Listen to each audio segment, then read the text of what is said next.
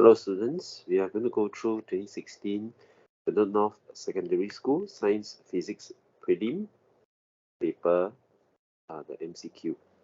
Okay, so for this particular paper, okay, it is not difficult. It is roughly the same standard as what we are used to.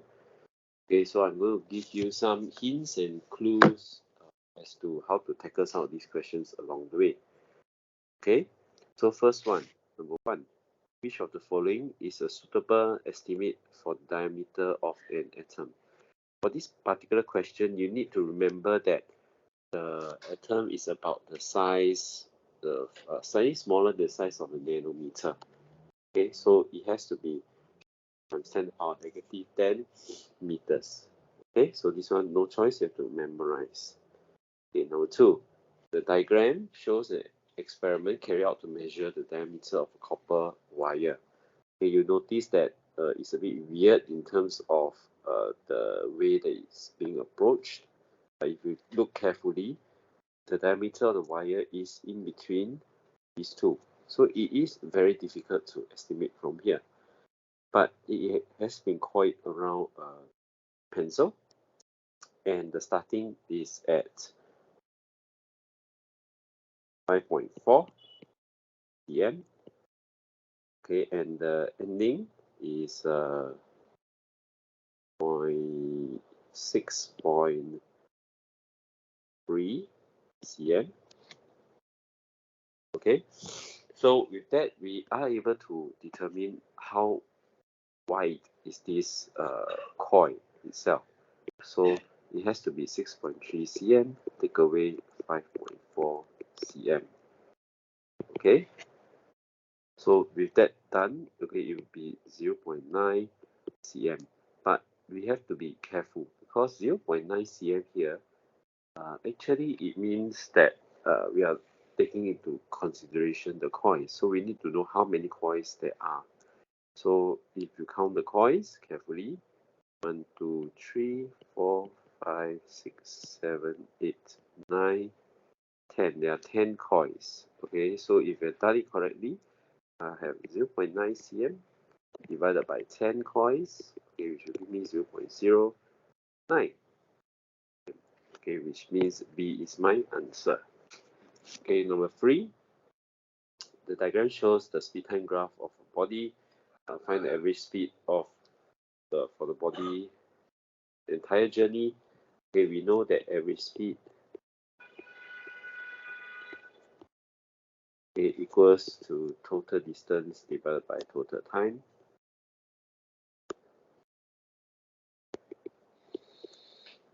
Okay, but if you look at the graph carefully, this is a speed time graph. Okay, so we will not be able to determine the total distance immediately just by reading the graph. Okay, we have to calculate it. Okay, so the first portion, this portion, is actually this trapezium. Okay, so to find the area of the trapezium, half times space times height. Sorry, half times sum of the parallel sides times height, which will give me half times 8 plus 12 times the height, which is 5. So this one will give me that area. Then the other side is actually a triangle. Okay, so if it's a triangle, okay, it will be half times the base, which is 16, take away 5, which will give me 11. Okay, times the height, which is 12. Okay, then divided by the total time, which is 16. Okay, so when you perform this, you got to be extra careful and really check whether the shape itself, is it a triangle, a trapezium, a parallelogram kind of stuff. Okay, so usually you need to know your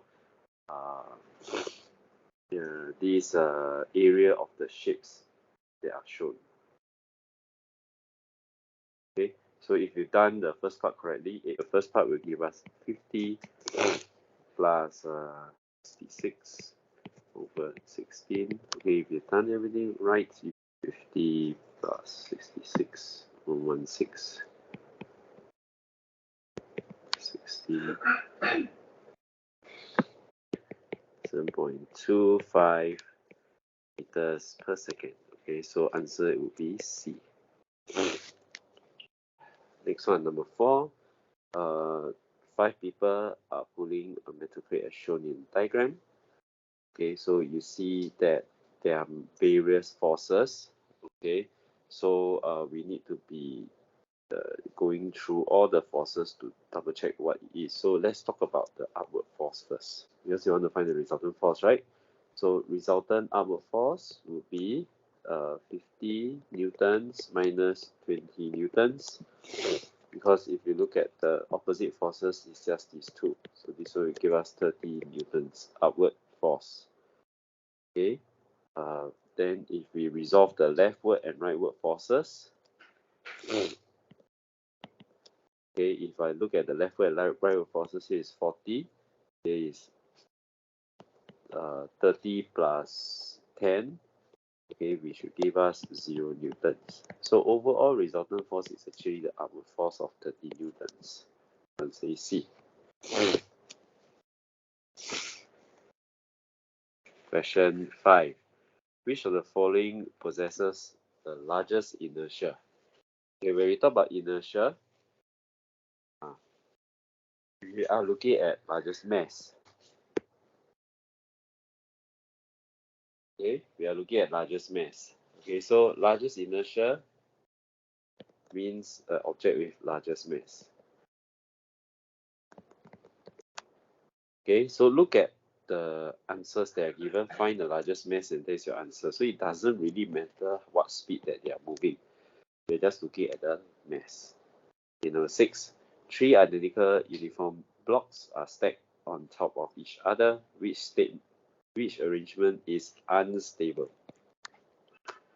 Okay, so you want the arrangement to be unstable. If you look at the options, it's a bit hard to determine, but if you look carefully at C and D, okay, you notice that the blocks are more or less stacking almost on top of each other very perfectly. C and D are not our answers, okay, because we are looking at something with the center of mass that's outside the or very near to the edge of the base. Okay, so if you compare A and B, B is a bit more extreme, so B is actually our answer. So 7. It's easier to loosen a screw using a screwdriver, which has a, so you want to loosen a screw. Okay, loosen a screw. So remember, the screwdriver is a long device, okay, with the bottom that is like this. Okay, so you want the screw, you need to turn it. Okay, so having a long handle doesn't really help. Okay, because you are looking for something with a moment. Okay, so when you're turning, the pivot is in the center. Okay, when you're turning something round, the pivot is in the center.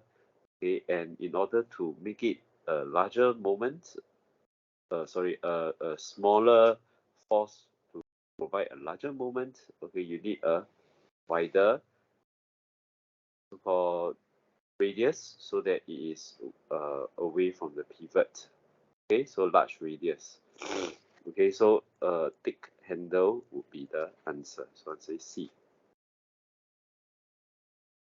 Okay, number 8. Elliot is trapped in a large area of a very soft mud and then rescues Elliot by crawling across a very long slide board rather than by walking onto the mud. What effect does the board have on the force and pressure? Okay, so remember, pressure is force over area. So just now we are talking about a very light board. So this light board increases area. Okay, as compared to walking. So when you increase the area, okay, the pressure is actually lowered. Yeah. So the force itself remains unchanged because we are looking at the person, the same person. There's no change in the person, right? Number 9. In the person's weight. Okay, so when we talk about force here, we are talking about person's weight, Elliot's weight.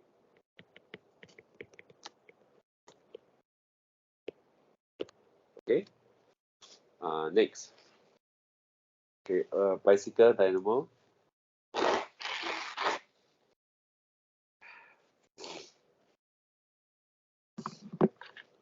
A bicycle dynamo 3000 joules of light energy per minutes. Okay, what is the power produced by the dynamo? Okay, so power is energy divided by time. Okay, so if you substitute in the values, okay, I will have 3000 divided by 10 minutes. But be very careful, we are not looking at minutes, we are looking at seconds. Okay, so 3000 divided by 10 times 60. Okay, we should mean 3000 divided by 600. Okay, so be very careful with your values. Remember, always work with SI values. Okay, so let me double check. 3000 divided by 10 minutes, right? Yeah, 3600. Okay, this will give me 5 watts. Answer is A. Number 10. A meteorite of mass 10 kg is falling into the earth at a speed of 6,000 meters per second. What is its kinetic energy? Okay, so we need to know that the kinetic energy is half mv squared. Substitute in the values, half times mass, which is 10, times v squared, in this case 6,000 meters per second square. Okay, so work with this value. Okay, you should be able to get your correct answer here. So 6,000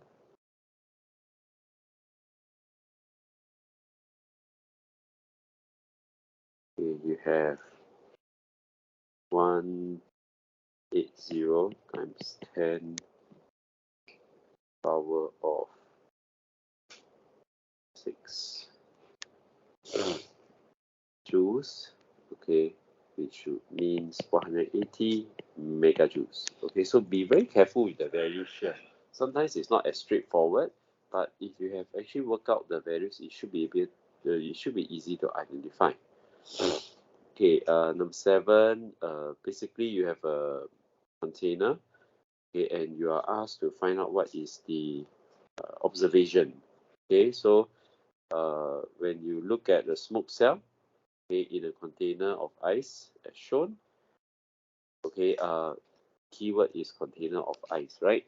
So this means that it is cold. So we know that for smoke particle, the smoke cell has smoke particle.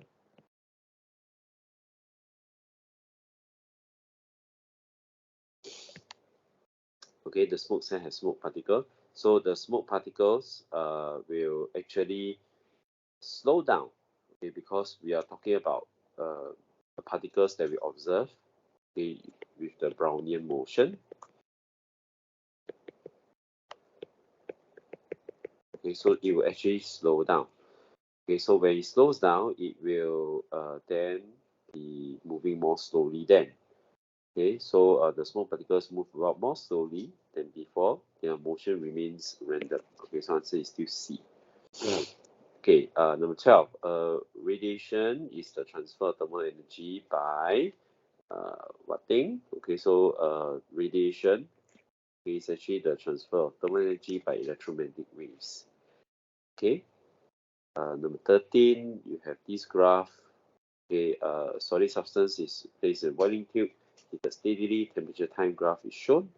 At which point would the substance be a mixture of solid and liquid? Okay, so when you want a mixture of solid and liquid, you are looking at something that is melting. Okay, when it's melting, the temperature remains constant.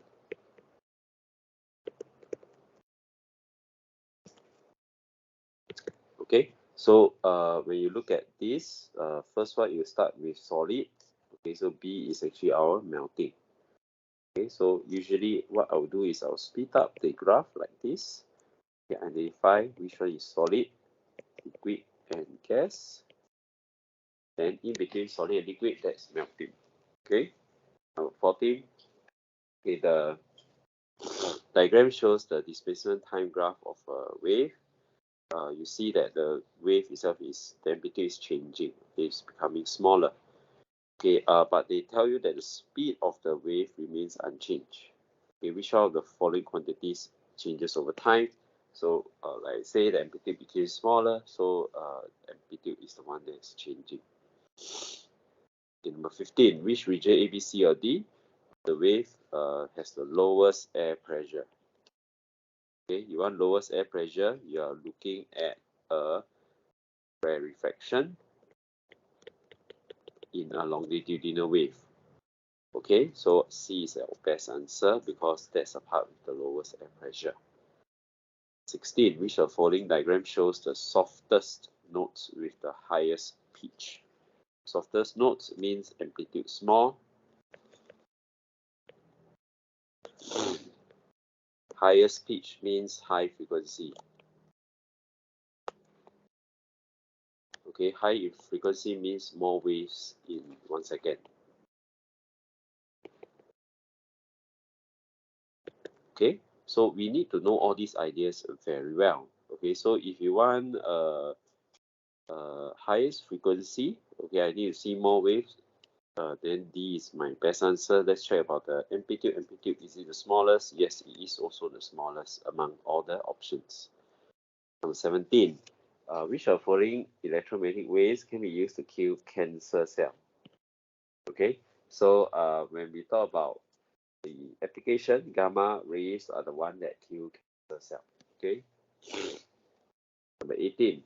What is the magnitude of the current X? Okay, so if you look at the first part where we have 1 ampere and 5 ampere, this is the current. This current actually flows through the parallel circuit. Okay, so the first portion here is actually a parallel circuit. Okay, so 1 ampere and 5 ampere total up is actually 6 amperes. Okay, because when they merge at this point, okay, and come out here, this is 6 amperes. So now it's being split up into 3 amperes and X. Okay, so we know that 3 ampere plus X must give us 6 amperes. So if you do a little bit of math from here, you should know that X is just 3 amperes. And number 19, a 2-meter long wire has a cross-section area of 1 mm square, has a resistance of 16 ohm. What is the resistance of this same kind of wire that's 4 meters long and the cross-section area of 2 mm square?